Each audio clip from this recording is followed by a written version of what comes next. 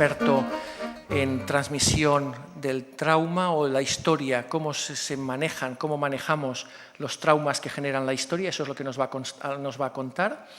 Yo tengo una historia familiar de asesinato en la guerra civil de mi abuelo, también de matón en la familia también de mis ancestros, o sea, tengo de todo.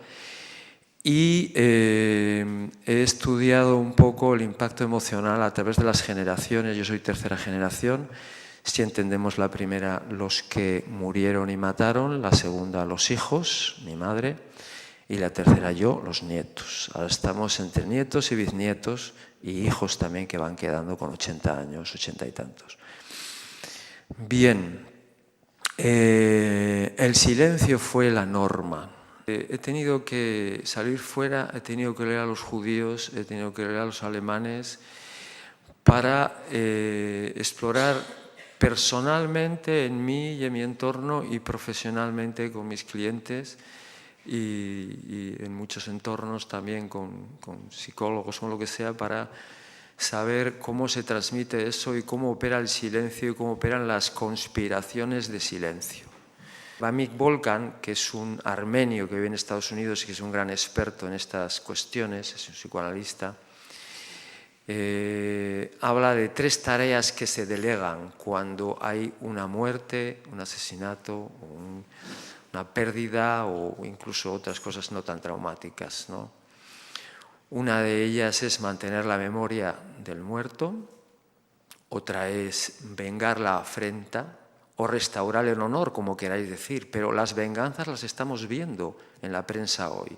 Y yo las respeto, hay necesidades, yo las respeto, no hay más.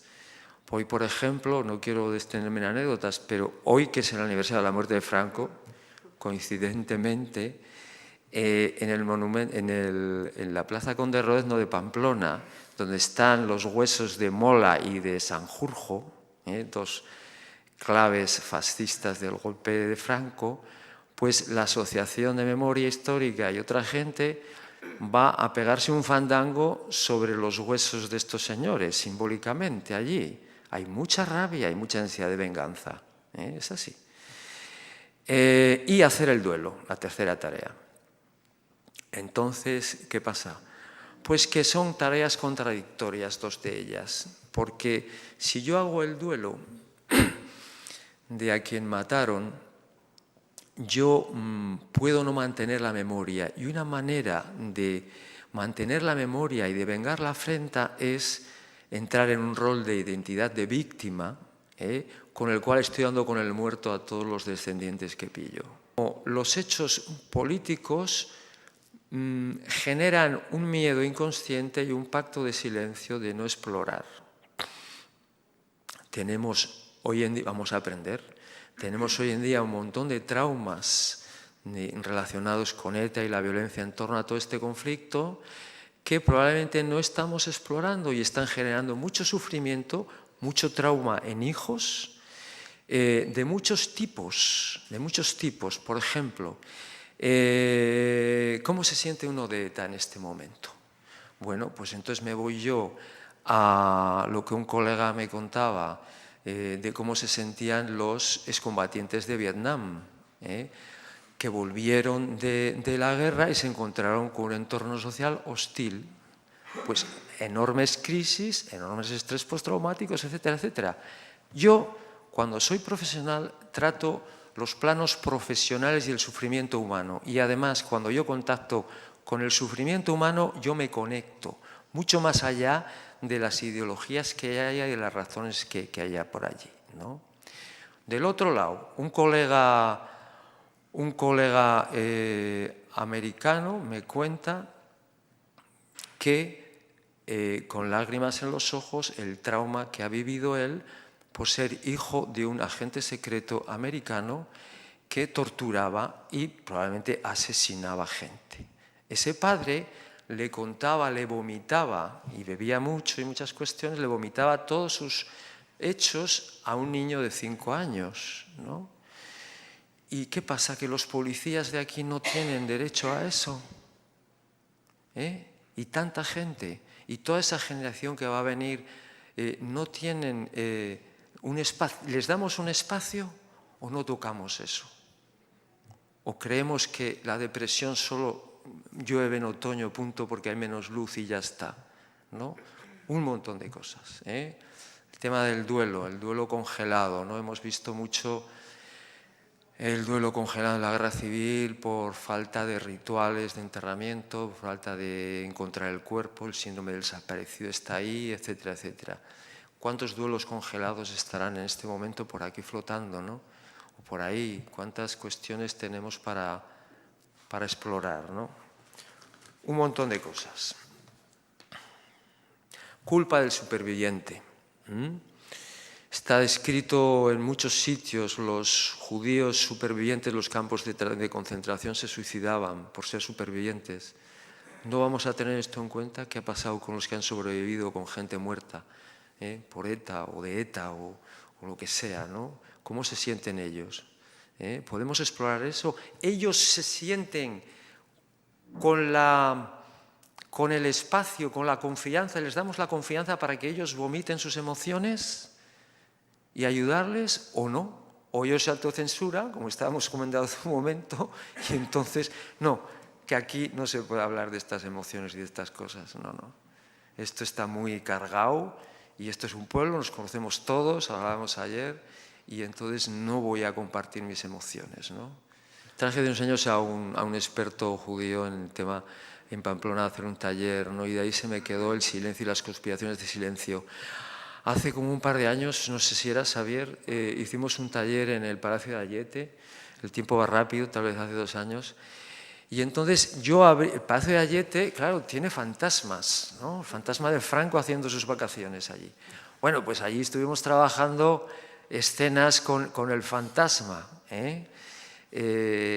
y fue muy, muy interesante y muy intenso, ¿no?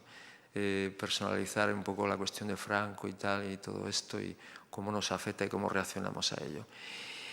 Pero el tema, que era trauma transgeneracional, incluyendo guerra civil y otros traumas como terrorismo, violencia de ETA, todas estas cuestiones, quedó abierto. Solo hubo en día y medio un compartir, el espacio era con confidencialidad, estábamos bastante gente, como 20 y tantos, 30, un compartir del impacto emocional que había generado un asesinato de tiempos presentes por parte de ETA, ¿no? Entonces, lo que yo escuché ahí es el gran silencio, y entonces yo reviví lo que ya sé de que pasa en las familias de víctimas, que son sentimientos paradójicos aparentemente, pero que ocurren igualito que ocurren en víctimas de violencia sexual, violencia de machismo y todo esto. Sentimientos de culpa, sentimientos de vergüenza. Cuando trabajamos en planos emocionales, la política es una defensa contra las emociones. Así de claro. Politizar el tema es una defensa contra las emociones. Yo no estoy hablando ni terror de Estado, ni de terror de no Estado, ni unos contra otros. No me coloques, porque no. ¿Sabes? No. El terror de Estado lo metemos, y las torturas que ha sufrido la gente y la humillación las he vivido yo en un taller en Bilbao. Por cierto, me ha llegado la tristeza de esa violencia también. Ningún problema. No estoy hablando del plano político, estoy hablando del plano emocional, de cómo nos sentimos. Probablemente yo me pregunto si la primera generación de los traumatizados pueden vivir la rabia profundamente, los traumatizados personal y familiarmente, porque hace muy poquito escuchaba yo: no quiero vivir la rabia para que no me envenene, y eso me preocupa. La rabia hay que vivirla. En general, los estados, todos los estados manipulan a los excombatientes. Todos los excombatientes, en mi opinión, viven o generalmente estrés traumáticos. Pero se les pone un monumento y se les llama héroes. Y yo cuando veo eso lloro, porque es una seducción cabrona de lo que han vivido en sus guerras y nunca pueden contar. Y tiene distintas respuestas. Algunas son conductas adictivas, violencia de pareja, lo poco que yo sé. Otras son militancia en la izquierda, diferentes en lo que, hasta donde yo he llegado, ¿no? Y hay otras que es no tener descendientes. Mi sangre está envenenada, no quiero que esta sangre envenenada, asesina, siga. Eso está escrito por hijos de nazis y lo he oído también en algún descendiente nieto de guerra civil, ¿no?